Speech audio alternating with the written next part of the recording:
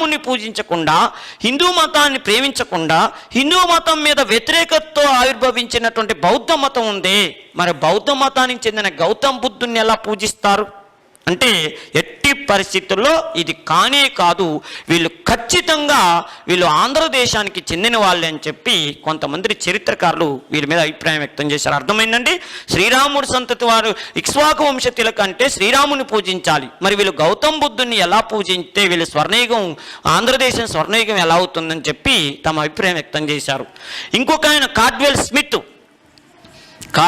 Smith అనేటటువంటి చరిత్రకారుడు ఒక మాట అన్నాడు. ఏమన్నారంటే, వీళ్ళు ఎక్కడి వాళ్ళో కాదు, వీళ్ళు కృష్ణానది పరివాహక ప్రాంతంలోనే వీళ్ళ పుట్టుక జరిగింది, వీళ్ళు కృష్ణానది పరివాహక ప్రాంతానికి చెందిన వాళ్ళని చెప్పింది ఎవరై అంటే కార్డ్వెల్ స్మిత్ అనేటటువంటి చరిత్రకారుడు చెప్పాడు. మళ్ళీ చెప్తున్నా, రాప్సర్ బ్రూర్ ఉత్తర భారతదేశం అంటే కార్డ్వెల్ స్మిత్ అనేటటువంటి వాడు కృష్ణానది పరివాహక ప్రాంతంలో వీరు జన్మించారు, వీళ్ళు పుట్టుక పరిపాలన అంతా కూడా ఆంధ్రదేశానికి సంబంధించింది అని చెప్పారు కార్డ్వెల్ స్మిత్ అనేటువంటి చరిత్రకారుడు.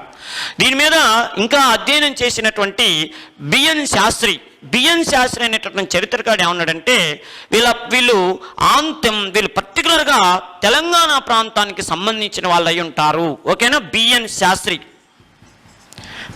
శాస్త్రి అనేటటువంటి వ్యక్తి ఏమన్నాడంటే, వీళ్ళు తెలంగాణ ప్రాంతానికి చెందిన వాళ్ళని చెప్పిండు. ఎలా అంటే ఆయన శాసనాల మీద అద్భుతమైనటువంటి పరిశోధన చేశాడు తెలంగాణ ప్రాంతంలో. ఈయన ఏమని చెప్పిండంటే, నాకున్న ఐడియా ప్రకారం వీళ్ళు విజయపురి శ్రీపర్వతం, ఆ రోజుల్లో నాగార్జున కొండని శ్రీపర్వతం అనే పేరుతో పిలిచేవాళ్ళు, అందుకని దాన్ని శ్రీపర్వతాన్ని రాజధానిగా చేసుకొని పరిపాలన చేశారు. కాబట్టి వీళ్ళు పర్టికులర్గా తెలంగాణ ప్రాంతాల్లో, అదేవిధంగా ఆంధ్ర కృష్ణానది పరివాహక ప్రాంతానికి చెందిన వాళ్ళని చెప్పింది బిఎన్ శాస్త్రి అనేటువంటి చరిత్రకారుడు చెప్పారు. ఏది ఏమైనా కూడా వీళ్ళ ఆధారాలు మాత్రం మన ఆంధ్రదేశంలో నాగార్జున కొండ ప్రాంతంలోనే ఎక్కువగా ఆధారాలు లభించినాయి. కాబట్టి వీళ్ళ చరిత్రను పరిశోధించిన చాలామంది చరిత్రకారులు నాగార్జున కొండ, ఎందుకు నాగార్జున కొండ అని చెప్తున్నారు అంటే, మీ అందరికీ తెలుసు 1955వ సంవత్సరం డిసెంబర్ 10వ తారీఖు నాడు మనకి నాగార్జున సాగర్ డ్యాము శంకుస్థాపన జరిగింది. అయితే ఆ శంకుస్థాపన జరగబోతున్నప్పుడు భారత ప్రభుత్వం 1955 కంటే ముందే నాగార్జున కొండ ప్రాంతంలో పరిశోధనలు చేపించింది. ఎందుకంటే నాగార్జున కొండ ఆంధ్ర శాతవాహనుల కాలంలోనూ, అదేవిధంగా ఇక్ష్వాకుల కాలంలోనూ కూడా ఒక పురావస్తు సంపద కలిగినటువంటి ప్రాంతంగా, ఒక ముఖ్యమైనటువంటి శాసనాలు, శిలాశాసనాలు లభించేటటువంటి ప్రాంతంగా ఆ ఏరియా బాగా అందరికీ చిరపరిచితమైంది. ఎందుకంటే ఆచార్య నాగార్జునుడు అక్కడ నాగార్జున విశ్వవిద్యాలయం పెట్టడం, దక్షిణ భారతదేశం ప్రసిద్ధి చెందిన విశ్వవిద్యాలయంగా నాడు బౌద్ధ మత కేంద్రంగా వర్ధిల్లుతున్నటువంటి ఇదంతా గమనించినటువంటి భారత ప్రభుత్వం ఏం చేసిందంటే, ఏఆర్ సరస్వతి అనేటటువంటి వ్యక్తితోనూ, సుబ్రహ్మణ్యం అనేటటువంటి వ్యక్తితో అక్కడ పరిశోధన చేపించింది. పరిశోధన చేపిస్తే ఆంధ్ర శాతవాహనుల కాలానికి సంబంధించిన ఆధారాలు, అదేవిధంగా ఇక్ష్వాకులకు సంబంధించిన ఆధారాలు ఏఆర్ సరస్వతి, సుబ్రహ్మణ్యం అనేటటువంటి వ్యక్తితోనూ పరిశోధన చేపిస్తే, ఆ తర్వాత కాలంలో అక్కడ ఆధారాలు లభిస్తే దాన్ని బట్టి మనోళ్ళు అంచనాకు వచ్చారు. ఏంటంటే ఖచ్చితంగా ఈ ఇక్ష్వాకుల యొక్క పుట్టుపూర్వోత్తరాలు ఆంధ్రదేశంతోనే సంబంధం ఉన్నాయి, వీళ్ళు బయటి వాళ్ళు కాదు అని చెప్పి ప్రత్యేకమైనటువంటి పరిశోధన చేశారు.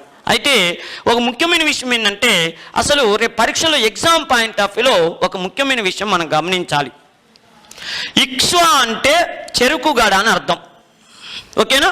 ఇక్ష్వా అంటే అర్థం ఏందంటాడు అంటే ప్రాకృత భాషలో చెరుకుగడ అని అర్థం. చెరుకు గడ అని వాళ్ళట పెట్టుకున్నారు. బహుశా ఎందుకు అలా పెట్టారో కానీ చెరుకు గడలాగా ఒక నిలువెత్తుగా మా వంశం వృద్ధి చెందుద్ది అన్నట్టుగా ఇక్ష్వాకు అంటే చెరుకు గడని వాళ్ళు నమూనాగా పెట్టుకున్నారని చెప్పి తెలుస్తుంది. మరి ఇంకో ముఖ్యమైన విషయం ఏంటంటే, ఇంకోటి ఎగ్జామ్ పాయింట్ ఆఫ్ లో గుర్తుపెట్టుకోవాల్సిన విషయం ఏంటంటే, ఆంధ్రదేశ చరిత్రలో ఎప్పుడైనా మనం చరిత్రను గమనిస్తే ఒక రాజవంశం గురించి మనం అధ్యయనం చేయాలంటే, అంటే ఈరోజు మనం ఆ హిస్టరీని చదువుకోవాలంటే ఎవిడెన్సెస్ అంటే శాసనాలు కానీ, లేకపోతే కట్టడాలు కానీ, లేదా నాణ్యాలు కానీ, సాహిత్యం కానీ ఉండాలి. 4 మెయిన్ ఆధారాలు ఉండాలి చరిత్రని నిర్మించాలంటే.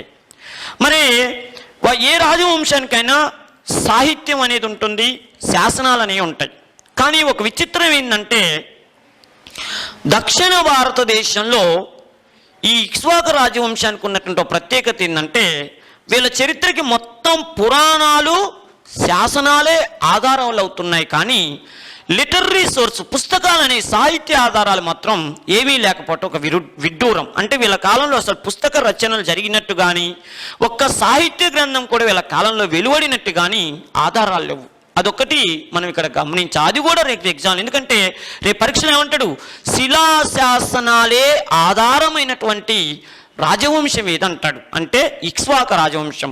పురాణాలే ఆధారమైనటువంటి రాజవంశం ఏంటంటే ఇక్ష్వాక రాజవంశం. మరి పుస్తకాలు లిటరరీ సోర్సు ఏమీ లభించని అంటే ఇక్ష్వాక రాజవంశం అని చెప్పి ప్రత్యేకంగా గుర్తుపెట్టుకోవాలి. ఇంకో ముఖ్యమైన విషయం ఏంటంటే మరి రేపు పరీక్షలో అడుగుతాడు, పురాణాల ప్రకారం ఎంతమంది ఇక్ష్వాక రాజులు పరిపాలన చేశారని చరిత్రలో ఉంది, లేదా శాసనాల ప్రకారం ఎంతమంది చక్రవర్తులు ఇక్ష్వాక రాజ్యాన్ని పరిపాలన చేసినట్టు ఆధారాల్లో ఉందని చెప్పి రేపు అడుగుతాడు. అంటే గుర్తుపెట్టుకోవాల్సింది, ఎగ్జామ్ పాయింట్ ఆఫ్లో గుర్తుపెట్టుకోవాల్సిన విషయం ఏంటంటే పురాణాల ప్రకారం మొత్తం ఇక్ష్వాక చక్రవర్తులు ఈ మధ్య కాలంలో అంటే 75 years మధ్య కాలంలో 7 పరిపాలన చేసినట్టుగా చరిత్రలో లభిస్తుంది. 7 చక్రవర్తులు అంటే మొత్తం ఇక్ష్వాక చక్రవర్తులు పురాణాల ప్రకారం. పురాణాలంటే విష్ణు పురాణం, వాయు పురాణం, మత్స్య పురాణం, ఈ పురాణాల ప్రకారం ఎంతమంది చక్రవర్తులు పరిపాలన చేసినట్టుగా ఆధారం లభిస్తుందంటే 7. అదే శాసనాలు ఇన్స్క్రిప్షన్స్ ప్రకారంగా ఎంతమంది చక్రవర్తులు ఇక్ష్వాక రాజ్యాన్ని పరిపాలన చేసినట్టుగా ఆధారాలు ఉన్నాయంటే 4 చక్రవర్తులు మాత్రమే పరిపాలన చేసినట్టుగా ఆధారాలు ఉన్నాయి. అర్థమైందండి?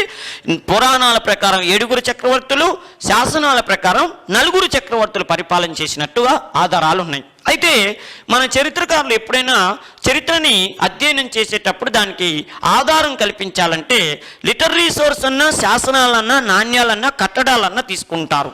పురాణాలు అనేవి అవి అదనమైనటువంటి ఇన్ఫర్మేషన్ కోసం ఉపయోగించుకుంటారు, కానీ దాని మీదనే ఆధారపడి చరిత్రను మాత్రం లిఖించటం జరగదు. అందుకని ఇప్పుడు విషయం ఏంటంటే అర్థమైందండి, పురాణాలని అదనపు సోర్సుగా అంటే సెకండరీ సోర్సుగా తీసుకొని హిస్టరీని రాస్తారు, కానీ మెయిన్ సోర్స్ మాత్రం ఖచ్చితంగా నాణ్యాలన్నా, కట్టడాలన్నా, సాహిత్యం అన్నా, శాసనాలు ఇన్స్క్రిప్షన్స్ అన్నా ఉండాలి. మరి వీళ్ళకి పురాణాల్లో 7 చక్రవర్తులు పరిపాలన చేసినట్టు ఉన్నాయి, కానీ సరైనటువంటి ఆధారాలు లేవు. శాసనాల ద్వారా 4 పరిపాలన చేసినట్టుగా పక్కాగా ఆధారాలు ఉన్నాయి. అందుకని చరిత్ర ప్రకారం నిర్మించటం కోసం వీళ్ళు ఏ చక్రవర్తులు పరిపాలన చేశారో తెలియజేయటం కోసం ప్రత్యేకంగా శాసనాలని ఆధారంగా తీసుకొని పరిపాలన చేసిన వాళ్ళు ఎంతమంది చక్రవర్తులు పరిపాలన చేశారో లెక్కలోకి వచ్చింది. అయితే ఇప్పుడు విషయం ఏంటంటే ఈ రాజవంశాన్ని పరిపాలన చేసిన చక్రవర్తులు మొత్తం 4 చక్రవర్తులు పరిపాలన చేశారు. ఇందులో విద్యార్థులు గమనించాల్సిన ముఖ్యమైన విషయం ఏంటంటే ఒకటే బాగా గుర్తుపెట్టుకోవాల్సింది, ప్రాచీన ఆంధ్రప్రదేశ్ చరిత్రలో ఏ చక్రవర్తులు ఏ సంవత్సరం నుంచి ఏ సంవత్సరం వరకు పరిపాలన చేశారని చెప్పి ఏ కాంపిటేటివ్ ఎగ్జామ్స్లో కూడా క్వశ్చన్స్ అడగరు. అది ఏ హిస్టరీ అన్నది మీరు పోయి ఆ భారతదేశ చరిత్రలో పర్టికులర్గా అడగరు, ఆంధ్రప్రదేశ్ చరిత్రలో అడగరు. మరి ఏ విషయమైనా ఇండియన్ హిస్టరీలో ప్రత్యేకంగా సివిల్ సర్వీస్లో కూడా అశోకుడు ఏ టైం నుంచి ఏ టైంకి పరిపాలన చేశాడు, బిందుసారుడు ఏ టైం నుంచి ఏ టైంకి పరిపాలన చేశాడు, హర్యంక వంశం ఏ టైం నుంచి ఏ టైం వరకు పరిపాలన చేసింది, ఆంధ్రదేశ చరిత్రలో శాతవాహన చక్రవర్తులు ఏ టైం నుంచి ఏ టైం వరకు ఏ చక్రవర్తి ఏ టైం వరకు పరిపాలన చేశారని 1-2 చక్రవర్తులు అడుగుతారు తప్పితే అసలు మిగతా చక్రవర్తులు జోలికి పోరు. ఉదాహరణకి మనకు ఆంధ్ర శాతవాహనంలో గౌతమిపుత్ర శాతకర్ణుడు ఆయన ఇయర్తో సహా అడుగుతాడు. అది ఆంధ్ర చరిత్రలో ఖచ్చితంగా ఇయర్తో సహా అడిగేది. అర్థమైందండి? 78 నుంచి 102 వరకు క్రీస్తు పరిపాలన, ఎందుకంటే ఆధారాలు దొరికినాయి. కానీ బిందుసారుడు ఎన్ని సంవత్సరాలు, అశోకుడు ఎన్ని సంవత్సరాలు, అవి ఒక్కొక్క పుస్తకంలో ఒక్కొక్క రకమైనటువంటి డేట్లు ఉండేటటువంటి పరిగణలో ఉంటాయి కాబట్టి వాటిని అవి కాంట్రవర్సీ కిందకు వస్తుందని చెప్పి అలాంటి ఎట్టి పరిస్థితుల్లో కూడా చరిత్రలో ప్రాచీన చరిత్రకు సంబంధించి మన ఆధునిక భారతదేశ చరిత్ర కాదు, కర్ణాటక యుద్ధాలు ఎప్పుడు జరిగినంటే అవి మనం ఈ మధ్య కాలంలో రాసుకున్నాయి కాబట్టి వాటికి అన్ని ఆధారాలు ఉన్నాయి కాబట్టి వాటిని ఇయర్స్ అడుగుతాడు. వాటిని ఇయర్సే కాదు డేట్లతో సహా అడుగుతాడు. కానీ అశోకుడు ఎన్ని సంవత్సరాలు పరిపాలన చేశాడు, లేకపోతే యెహుబల శాంతముడు ఎన్ని సంవత్సరాలు పరిపాలన చేసినటానికి ఆధారాలు లేవు.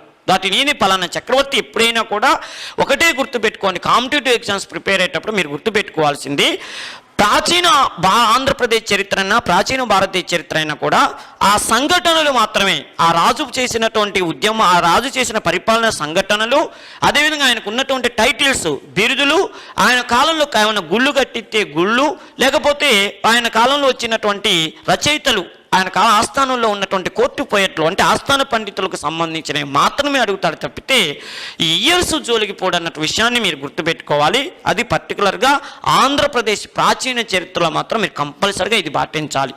ఇప్పుడు ఇదే ఆధారం అని కూడా నేను చెప్పలేను, కానీ ఎక్కువ మంది చరిత్రకారులు చెప్పిన ఆధారం అని నేను ఫస్ట్ చాప్టర్ ఈ పాఠం మొదలుపెట్టేటప్పుడే నేను చెప్పాను. అందుకని ఇప్పుడు గుర్తుంచుకోండి, ఈ రాజవంశంలో మొత్తం 75 సంవత్సరాలు పరిపాలన చేస్తే ఫస్ట్ చక్రవర్తి ఆయన ఎవరయ్యా అంటే వాసిష్ఠపుత్ర శ్రీ శాంతమూలుడు. వాసిష్ఠ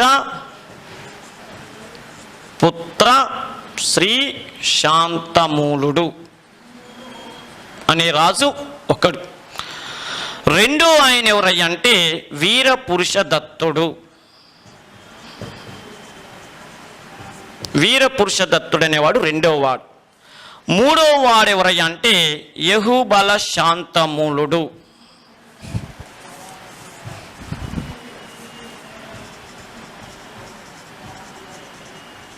యహుబల శాంతమూలుడు. నాలుగో ఆయన ఎవరయ్యా అంటే రుద్రపురుష దత్తుడు.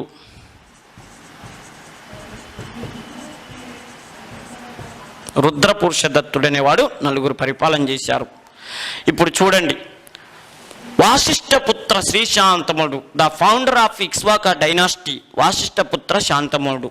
నెక్స్ట్ గొప్ప చక్రవర్తి వీరపురుష దత్తుడు. అదేవిధంగా యహుబల శాంతమూలుడు. ఈయనకున్న గొప్పతనం నేను ఇందాకే చెప్పాను, ఒక ప్రత్యేకతలు, ఇక్ష్వాకు వంశ ప్రత్యేకతలు ప్రత్యేకంగా ఆయన గురించి చెప్పినాం. ఏంటంటే సంస్కృతంలో శాసనాన్ని ఇచ్చిన చక్రవర్తి అని చెప్పినాం. ఇట్లా ఒక్కొక్కరికి ఒక్కో ప్రత్యేకత ఉంది. అంతేకాదు దేవాలయాలు కట్టించిన రాజవంశాన్ని ఇందాక మనం చెప్పినాం, ఇగో ఆ దేవాలయాలు కట్టించిన చక్రవర్తి ఈయనే. అర్థమైనా? అదేవిధంగా వీళ్ళ అమ్మగారి పేరునే పెద్ద స్తూపాన్ని, నాగార్జున కొండ దగ్గర పెద్ద స్తూపాన్ని ఇచ్చిన చక్రవర్తి కూడా రుద్రపురుష దత్తుడు. ఇలా నలుగురు చక్రవర్తులు పరిపాలన చేశారు. ఇప్పుడు మనం వాసిష్ఠపుత్ర శ్రీ శాంతమూలుడు గురించి అధ్యయనం చేద్దాం. చూడండి, ఈయన అనగానే ఎగ్జామ్ పాయింట్ ఆఫ్ వ్యూలో ఏం క్వశ్చన్స్ అడగటానికి అవకాశం ఉంటుంది అని అంటే, చూడండి, వాసిష్ఠపుత్ర శ్రీ శాంతమూలుడు అంటే ఇక్ష్వాక వంశానికి ఇక్ష్వాకుల రాజ్యాన్ని స్థాపించిన చక్రవర్తి ఎవరయ్యా అంటే శ్రీ శాంతమూలుడు, వాసిష్ఠపుత్ర శ్రీ శాంతమూలుడు. మీకు డౌట్ రావచ్చు, ఇదే పేరు శాతవాహన చక్రవర్తులలో కూడా గౌతమిపుత్ర శాతకర్ణి కొడుకు కూడా వాసిష్ఠపుత్ర శాంతమూలుడు అనే పేరుంది కదా అంటే, వాళ్ళమ్మ పేరు అంటే గౌతమిపుత్ర శాతకర్ణి భార్య పేరు వాసిష్ఠ కాబట్టి వాళ్ళ కొడుకు వాసిష్ఠపుత్ర శాంతమూలుడు అని పేరు పెట్టుకుంటూ వాణ్ణి మనం ప్రత్యేకంగా రెండో పులోమావి అనే పేరుతో పిలుస్తాం. రెండో పులోమావి. ఇక్కడ ఈయన వాసిష్ఠపుత్ర అంటే వీళ్ళమ్మగారి పేరు వాసిష్ఠ, వాళ్ళ అమ్మ పేరు వాసిష్ఠ, పుత్ర శ్రీ శాంతమూలుడు. అంటే చూడండి, గౌతమిపుత్ర శాతకర్ణి భారతదేశానికి ఇచ్చిన ఒక గొప్ప ఆదర్శం. ఆయన ఆదర్శంగా ఒక విషయంలో ఆదర్శంగా నిలబడ్డాడు. ఏంటంటే ఆయన పరిపాలనా కాలంలో వాళ్ళ తల్లిగారి పేరుని తన పక్కన పెట్టుకోవటం, తన పేరు పక్కన తన తల్లి పేరుని పెట్టుకోవటం అనేది ఆచారానికి శ్రీకారం చుట్టాడు. అప్పుడు ఆ గౌతమిపుత్ర శాతకర్ణి ఆ విధంగా చేస్తే ఆయన తర్వాత వచ్చినటువంటి చక్రవర్తులు అందరూ కలిసి ఆయన ఆదర్శంగా తీసుకొని వాళ్ళ తల్లుల పేర్లని తమ పేర్ల పక్కన పెట్టుకున్నారు. అలా పెట్టుకున్న వాళ్ళల్లో ఇక ఈయనొక్కడు తన తల్లి పేరుని పెట్టుకొని గౌతమిపుత్ర శాతకర్ణి యొక్క ఆచారాన్ని ఇతడు కొనసాగించాడని గుర్తుంచుకోండి. నెక్స్ట్, ఈయన ఇక్ష్వాకు రాజ్యాన్ని స్థాపించాడు. అంటే రేపు పరీక్షలు అడుగుతాడు, వాసిష్ఠపుత్ర శాంతమూలుడు, ఆయనే శ్రీ శాంతమూలుడు అంటారు షార్ట్కట్లో. ఈ శ్రీ శాంతమూలుడు ఏ శాతవాహన రాజును ఓడించి ఇక్ష్వాకు రాజ్యాన్ని స్థాపించాడంటే ఏమని చెప్తాం అంటే మూడవ పులోమావిని ఓడించి ఇక్ష్వాకు రాజ్యాన్ని స్థాపించిందని మనం ప్రత్యేకంగా చెప్పుకుంటాం. ఓకే. రెండవది, ఈయన చక్రవర్తిగా వచ్చిన తర్వాత ఏమైనా అద్భుతాలు చేశాడా? అసలు ఏంది అంటే చూడండి, ఈయన చక్రవర్తిగా వచ్చినప్పుడు మొదట కేవలం మనం ఫస్ట్లో చెప్పుకున్నట్టు కృష్ణానది పరివాహక ప్రాంతంలో గుంటూరు జిల్లా, నల్గొండ జిల్లాకి పరిమితమైనటువంటి కృష్ణా జిల్లా ప్రాంతంలో గుంటూరు నల్గొండ జిల్లాకే పరిమితమైనటువంటి ఇక్ష్వాక రాజ్యాన్ని విస్తరింప చేయటానికి అద్భుతమైనటువంటి ప్రయత్నాలు చేశాడు. ఆ ప్రయత్నాల్లో భాగంగా అతి తొందరలోనే కడప కర్నూలు, కడప ఎక్కడ త్రిపురాంతకం అని ఊరుంటుంది, కడప కర్నూలు జిల్లా వరకు తన రాజ్యాన్ని విస్తరింపజేశాడు. కడప కర్నూలు జిల్లా వరకు తన రాజ్యాన్ని విస్తరింపజేశాడు.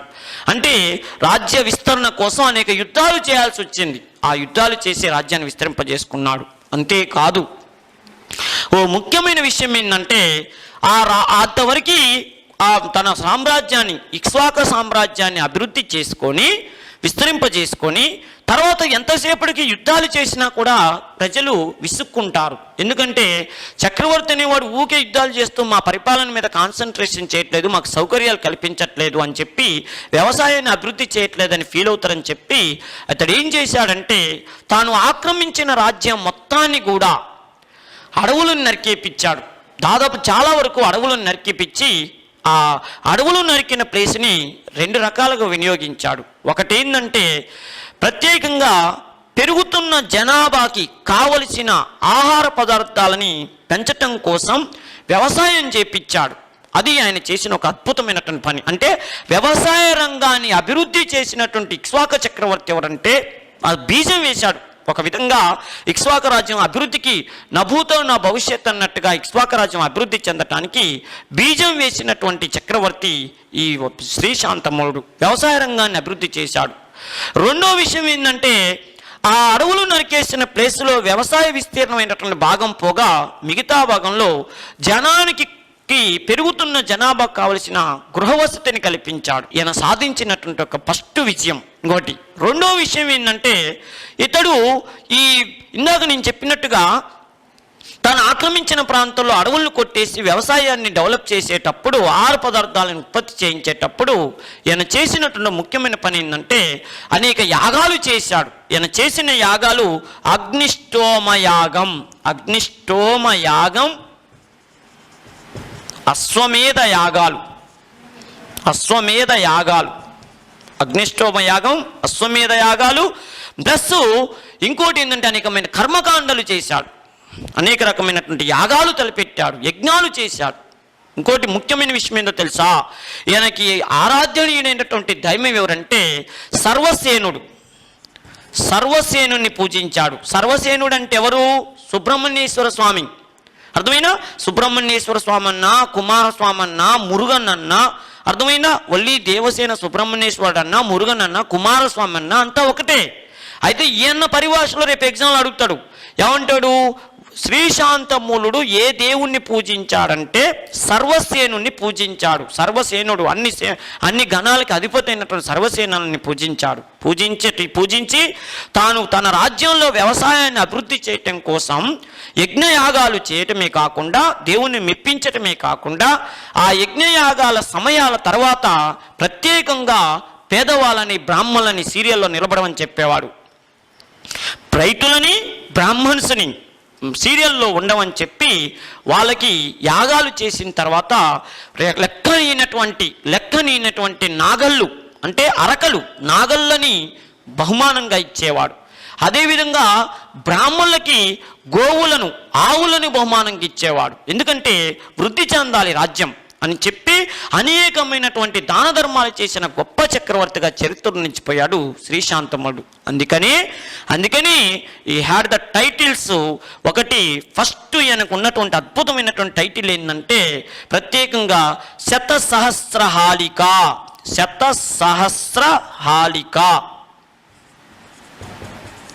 శతసహస్రహాళిక అంటే అనేక రకాలైనటువంటి కొన్ని వేల ఎకరాలని పండించాలి, వ్యవసాయోగ్యం చేయాలని చెప్పి శతసహస్రహాళిక. హాళిక అంటే అరకల్ని దానం చేసినందుకు ఆయనకి ఆ ప్రజలు ఇచ్చినటువంటి బిరుదు శతసహస్రహాళిక. రేపు అడుగుతాడు, వ్యవసాయ రంగాన్ని అభివృద్ధి చేయటానికి నాగళ్ళని లేదా అరకలని పేద రైతులకి, బ్రాహ్మణులకి గోవులను దాన ధర్మం చేసినందుకు, ఆయన అరకలను దానం చేసినందుకు పొందిన బిరుదుని శతసహస్రహాళిక అనే బిరుదుతో పిలుస్తారు. పిలుస్తారు. ఈ టైటిల్ ఎవరికి ఉందనంటే ఇప్పటికి ఎన్నిసార్లు అడిగిండో ఒకటే గుర్తుపెట్టుకోండి, ఇక్ష్వాకుల పాఠంలో కొన్ని డైనమిట్ లాంటి బిట్లు ఉంటాయి, వాటిల్లో ఇదొక బిట్ అనమాట. శత సహస్రహాళిక అనే బిరుదు. రెండోది దానాధిపతి. దానాధిపతి అనేటటువంటి బిరుదు పొందాడు ఇతడు. దానాధిపతి, శతసహస్రహాళిక దానాధిపతి అనేటటువంటి బిరుదు పొందాడు. రెండోది అర్థమైందండి. ఇది ఈయన చేసినటువంటి ఆ పనులకి ఇచ్చినటువంటి బిరుదులు. రెండోది ఈయన గురించి తెలియజేసేటటువంటి శాసనాలు ఏంది, అది తర్వాత చెప్పుకుందాం. ఇంకోటి ఈయనకి 3 చెల్లెళ్ళు. ఆ 3 చెల్లెలని తన రాజ్యంలో సర్వసేనాధిపతులుగా పనిచేస్తున్నటువంటి, అంటే వీళ్ళ ఇప్పుడు ఇందాక మనం ఒక విషయం చెప్పినాం, ఆంధ్ర శాతవాహనంలో వీళ్ళు సామంతులుగా ఉన్నప్పుడు ఆంధ్ర శాతంలో వీళ్ళని మహా తలవర అని పిలిచేవాళ్ళు. అయితే వీళ్ళ కింద మళ్ళీ తలవర అనే వాళ్ళు ఉంటారు, సర్వసేనాధిపతులు. అంటే అశ్వదళాధిపతి అని, గజదళాధిపతి అని అధికారులు ఉండేవాళ్ళు. వాళ్ళల్లో వాళ్ళకి ఇలా చెల్లెళ్ళు 3 చెల్లెళ్ళు ఉంటే ఆ చెల్లెళ్ళకి ఆ సైన్యంలో పనిచేస్తున్న వీరులకి ఆ పక్కన ఉన్నటువంటి సామంత రాజులకి ఇచ్చి వివాహం చేసి వాళ్ళ కుటుంబాలను కూడా ఒక మంచి పొజిషన్లో పెట్టడానికి ప్రయత్నం చేశాడు మన శాంతమూలుడు. అయితే ఇన్ని ఘన విజయాలు సాధించాడు. ఇన్ని ఘన విజయాలు సాధించినటువంటి ఇతని చరిత్రని ఈరోజు మనం చదువుకుంటున్నామంటే ఏమిటి ఆధారం అంటే, మనం ఇందాకే చెప్పుకున్నాం, ఇక్ష్వాకుల రాజవంశానికి సాహిత్య ఆధారాల కంటే శాసనాలు ఎక్కువ ఉపయోగపడుతున్నాయని చెప్పినాం. కాబట్టి ఈయన చరిత్రను చదువుకుంటున్నామంటే కరెక్ట్ ఆధారాలు ఏంటంటే 2 శాసనాలు. దాచేపల్లి శాసనం, దాచేపల్లి శాసనం ఒకటి. రెండో విషయం ఏంటంటే కేశానపల్లి అనేటటువంటి 2 శాసనాలు దాని గురించి సమగ్రమైనటువంటి సమాచారాన్ని అందిస్తున్నాయి. ఓకేనండి. దాచేపల్లి శాసనం, కేశానపల్లి శాసనాలు ఏ ఇక్ష్వాకు రాజవంశం గురించి సమగ్రమైన సమాచారాన్ని అందిస్తున్నాయంటే వాసిష్ఠపుత్ర శ్రీశాంతమూలుడు అనేటటువంటి చక్రవర్తి గురించి సమగ్రమైన సమాచారాన్ని అందిస్తున్నాయి. నేను మళ్ళీ చెప్తున్నాను, ఈ రాజు గురించి ఇన్ఫర్మేషన్ ఇంత ఉంది. వీటిలో మిమ్మల్ని అడిగే బిట్లు, ఖచ్చితంగా అడిగే బిట్లు 2 బిట్లు. ఒకటేంది అంటే శతసహస్రాలకి ఇప్పటికీ ఏపీపీఎస్సీ ఎగ్జాములలో ఎన్నోసార్లు గ్రూప్ 2 వాటిల్లో అడిగేటటువంటి ఇక్ష్వాకు రాజవంశం అనగానే గుర్తుకొచ్చే ఒక బిట్ అడగాలంటే దాని గురించి అడుగుతాడు. రెండో బిట్ ఏంటంటే ఇక్ష్వాకు రాజవంశంలో వాసిష్ఠపుత్ర శ్రీశాంతమూలుడు పూజించిన దైవం సర్వసేనుడు అనేటటువంటి ఆ దేవుణ్ణి అడుగుతంతో పాటు యజ్ఞయాగాలు చేసినటువంటి చక్రవర్తి ఎవరంటాడు అంటే దీన్ని బట్టి మీకు ఏమర్థమవుతుంది, ఒక డౌట్ రావచ్చు. ఇందాక మీరు ఏమని చెప్పారు, దక్షిణ భారతదేశంలో బౌద్ధ మతానికి ఇక్ష్వాకు రాజవంశం స్వర్ణయుగం అన్నారు. మరి అలాంటప్పుడు ఇక్ష్వాకు రాజ్యం వాళ్ళు బౌద్ధ మతానికి స్వర్ణయుగం అయితే ఈయన సేనుని పూజించాడు, యజ్ఞాలు చేశాడు, యాగాలు చేశారు అంటారు. అంటే ఈ యజ్ఞాలు యాగాలు బౌద్ధ మతానికి సంబంధించినయా, అవి బౌద్ధ మతానికి సంబంధించినవి కాదు కదా అని డౌట్ రావచ్చు. అంటే ఈయన బౌద్ధ మతం జోలికి పోలేదు, తర్వాత వచ్చిన వాళ్ళు పోయారు. ఈయన మాత్రం ఎప్పుడు కూడా హిందూ మతం, ఆర్యుల మతమే, హిందూ మతం విధానమే నాకు నచ్చిందని చెప్పి తాను పరిపాలన చేసినంత కాలం ఈయన పరిసర ప్రాంతాలు, ఈయన ఆధీనంలో, ఈయన విస్తీర్ణంలో ఉన్న ప్రాంతం మొత్తం కూడా హిందూ మతానికి ఆనవాళ్ళుగా తయారు చేసిన ఘనత ఈయనకి దక్కింది. అంటే కరుడుగట్టినటువంటి హిందూ చక్రవర్తిగా, అంటే కరుడుగట్టిన హిందూ మతం అని అంటే మళ్ళీ పోయి వేరే వాళ్ళని కూడా వేరే మతం వాళ్ళని, అన్య మతం వాళ్ళని ఈయన కొట్టిందని కాదు, వేరే మతం వాళ్ళని తిట్టిందని కాదు. ఆయన వరకు తన రాజ్యంలో బౌద్ధ మతం జోలికి పోకుండా హిందూ రాజ్యాన్ని నిర్మించాలి. నాగార్జున కొండ ఏరియా, ఎందుకంటే ఇలా రాజధాని శ్రీపర్వతం, ఈయన రాజధాని అదొకటి గుర్తుపెట్టుకోండి, ఈయన రాజధాని శ్రీపర్వతం. నాగార్జున కొండని ఆ రోజుల్లో శ్రీపర్వతం అనే పేరుతో పిలిచేవాళ్ళు. దానిని విజయపురి లేదా శ్రీపర్వతం అనే పేరుతో పిలిచేవాళ్ళు. ఆ శ్రీపర్వతం లేదా విజయపురి అనేటటువంటి ప్రాంతాన్ని పరిపాలన చేసేటప్పుడు ఆ ప్రాంతంలో హిందూ మతం ఆనవాళ్ళ కేంద్రంగా తీర్చిదిద్దాడు తప్పితే బౌద్ధ మతం జోలికి పోలేదని గుర్తుంచుకోండి. ఎందుకంటే మరి ఈయన కాలం కంటే ముందు భారతదేశంలో, మన దక్షిణ భారతదేశంలో, అది మన ఆంధ్రదేశంలో బౌద్ధ మతం లేదా అని మీకు డౌట్ రావచ్చు. ఈయన బౌద్ధ మతం జోలికి పోలేదంటే బౌద్ధ మతం లేదా అంటే బౌద్ధ మతం ఉన్నది. బౌద్ధ మతం శాతవాహనుల కాలం నుంచి అద్భుతంగా డెవలప్ అయింది. బౌద్ధ మతానికి అద్భుతమైనటువంటి పండితులు ఉన్నారు. ఉదాహరణకి ఆచార్య నాగార్జునుడు. ఈయనకంటే ముందే శాతవాహనులు పరిపాలన చేసేటప్పుడు శాతవాహన చక్రవర్తుల్లో 26వ రాజు అయినటువంటి యజ్ఞశ్రీ శాతకర్ణి పరిపాలనా కాలంలో మన ఆంధ్రదేశం బౌద్ధ మతానికి అద్భుతమైనటువంటి కేంద్రంగా వర్ధిల్లింది. అంటే ఆయన బౌద్ధ మతాన్ని స్వీకరించిందని కాదు, ఆయన హిందూ మతాన్నే పోషించిందే కానీ యజ్ఞశ్రీ శాతకర్ణి పరిపాలన చేస్తున్నప్పుడు మన ఆంధ్రదేశంలో అమరావతిలో, ఇప్పుడు మన ఆంధ్రప్రదేశ్ రాజధాని అయిన అమరావతి ఏరియాలో ఆచార్య నాగార్జునుడు అనేవాడు బౌద్ధ మత ప్రచారం చేశాడు. ఆ తర్వాత ఆచార్య నాగార్జున మళ్ళీ నాగార్జున కొండలో వెళ్ళి అక్కడే నాగార్జున యూనివర్సిటీ విశ్వవిద్యాలయం కట్టించాడు, మహాయాన బౌద్ధ మతం విశ్వవిద్యాలయం. అంటే ఇక్ష్వాకుల కంటే ముందు ఆంధ్రదేశంలో బౌద్ధ మతం మంచి అద్భుతమైన అభివృద్ధి ఉంది. కాకపోతే ఈయన బౌద్ధ మతం జోలిపోకుండా హిందూ మతాన్ని విస్తరింపచేసి దాన్ని అభివృద్ధి చేయాలని ప్రయత్నం చేసింది అన్న విషయాన్ని మీరు ఇక్కడ గమనించండి. అర్థమైనా ఎంత బౌద్ధ మతం ఆనవాళ్ళు ఆంధ్రదేశంలో మీద కనపడుతున్నప్పటికీ, ఆ ఛాయలు పడుతున్నప్పటికీ హిందూ మతం అంటే పిచ్చి అభిమానించినటువంటి చక్రవర్తిగా ఈ చక్రవర్తికి ఆ పేరుంది. ఓకేనా? ఎందుకు ఉండొచ్చు అని మనం ఒకసారి డెప్త్గా అడిగితే ఈయన ఆలోచన ఏంటంటే మొత్తం గౌతమిపుత్ర శాతకర్ణి ఆలోచనలు అయి ఉంటాయి. గౌతమిపుత్ర శాతకర్ణి చూడండి, ఆంధ్రదేశాన్ని పరిపాలించే చక్రవర్తుల్లో గౌతమిపుత్ర శాతకర్ణి బౌద్ధ మతం ఎంత వర్ధిల్లుతున్నా ఆయన ఏం చేసిండో తెలుసా? హిందూ మతం ప్రకారమే పోయాడు. హిందూ మతం ప్రకారమే బౌద్ధం ఉంది. హిందూ ఆచార సాంప్రదాయాల విషయంలో ఏ డోకా లేకుండా చేశాడు. అందుకనే చూడండి, చిన్న నిలువెత్తు నిదర్శనం ఏక బ్రాహ్మణ. Welcome to Harshit institute. Vijayawada మహానగరంలో 2009 సంవత్సరంలో ప్రారంభించబడి అనేక వేల మంది అభ్యర్థులను ప్రభుత్వ ఉద్యోగులుగా తీర్చిదిద్దిన మన హర్షిత్ ఇన్స్టిట్యూట్ గత 12 సంవత్సరాల్లో సుమారు 18,000 మందిని ప్రభుత్వ ఉద్యోగులుగా తీర్చిదిద్దింది. ఇప్పటి వరకు 5 సార్లు నిర్వహించినటువంటి ఈ యొక్క నోటిఫికేషన్స్లో అనేక సార్లు స్టేట్ ఫస్ట్ సాధించినటువంటి ఘనత మన హర్షిత్ ఇన్స్టిట్యూట్ది. ప్రస్తుతం మన హర్షిత్ ఇన్స్టిట్యూట్ యొక్క ప్రత్యేకతలు 24/7 24 గంటలతో కూడినటువంటి లైబ్రరీ సదుపాయం. అంతేకాకుండా ఇదే లైబ్రరీలో మనకు అత్యున్నత ప్రామాణిక గ్రంథాలు అందించడం అనేది జరుగుతుంది. నెక్స్ట్ ఈ లైబ్రరీతో కూడినటువంటి ఈ లైబ్రరీలో మనకు వివిధ సబ్జెక్టులకు సంబంధించినటువంటి ఎకానమీ, పాలిటీ, హిస్టరీ, జోగ్రఫీ మరియు అన్ని సబ్జెక్టులకు సంబంధించినటువంటి పూర్తి స్థాయి స్టడీ మెటీరియల్ మీకు అందించడం అనేది జరుగుతుంది. అంతేకాకుండా జాయిన్ అయిన ప్రతి అభ్యర్థికి పూర్తి స్టడీ మెటీరియల్ మరియు అభ్యర్థి ఏ ఎగ్జామ్ అయితే రాయకపోతున్నాడో ఆ ఎగ్జామ్కు సంబంధించినటువంటి సిలబస్ ప్రతి ఒక్కరికి అందించడం అనేది జరుగుతుంది. అంతేకాకుండా స్టేట్ ఫ్యాకల్టీ మన ఇన్స్టిట్యూట్లో బోధించేటటువంటి ప్రతి ఫ్యాకల్టీ కూడా economy, polity, arithmetic and reasoning తదితర సబ్జెక్టులకు సంబంధించినటువంటి ప్రతి ఫ్యాకల్టీ కూడా ఎంతో అనుభవము, అంకితభావము కలిగినటువంటి ఫ్యాకల్టీ మన యొక్క ఇన్స్టిట్యూట్లో ఉండడం అనేది జరుగుతుంది. అంతేకాకుండా మన ఇన్స్టిట్యూట్ యొక్క మరొక ప్రత్యేకత డైలీ టెస్టులు నిర్వహించడం మరియు వీక్లీ, మంత్లీ ఎగ్జామ్స్ నిర్వహించి ఆయా ఎగ్జామ్స్ నందు బహుమతి ప్రదానం చేయడం అనేది మన ఇన్స్టిట్యూట్ యొక్క ప్రత్యేకత. అంతేకాకుండా నాన్ మ్యాథ్స్ స్టూడెంట్స్ ఎవరైతే ఉన్నారో వాళ్ళపై ప్రత్యేక శ్రద్ధ చూపించడం, నెక్స్ట్ వాళ్ళకి ప్రత్యేక తరగతులు నిర్వహించడం అనేది జరుగుతుంది. తప్పనిసరిగా మీరు ఒక్కసారి మన హర్షిత్ ఇన్స్టిట్యూట్ని ఒక్కసారి సందర్శించండి. హర్షిత్ ఇన్స్టిట్యూట్లో ఉన్నటువంటి ప్రతి అంశాన్ని క్షుణ్ణంగా అవగాహన చేసుకోండి. మరియు ప్రస్తుతం ఎవరైతే హర్షిత్ ఇన్స్టిట్యూట్లో ఉన్నారో ఆ యొక్క విద్యార్థుల్ని వాకప్ చేయండి. మన యొక్క పరిస్థితుల గురించి అవగాహన చేసుకున్న తర్వాతే మన యొక్క హర్షిత్ ఇన్స్టిట్యూట్లో జాయిన్ అవ్వమని కోరడం జరుగుతుంది.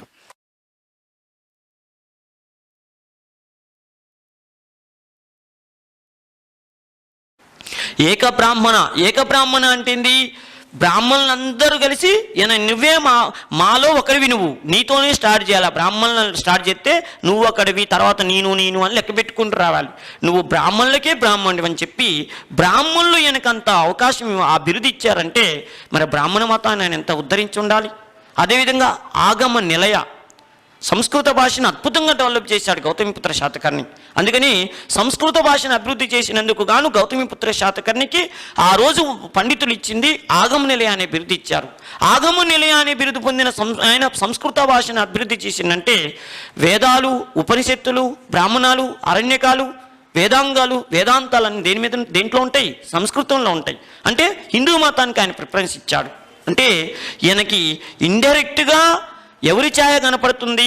ఈయన పరిపాలనలో మనకి ఏం కనపడుతుందంటే గౌతమిపుత్ర శాతకర్ణి కనపడుతుంది.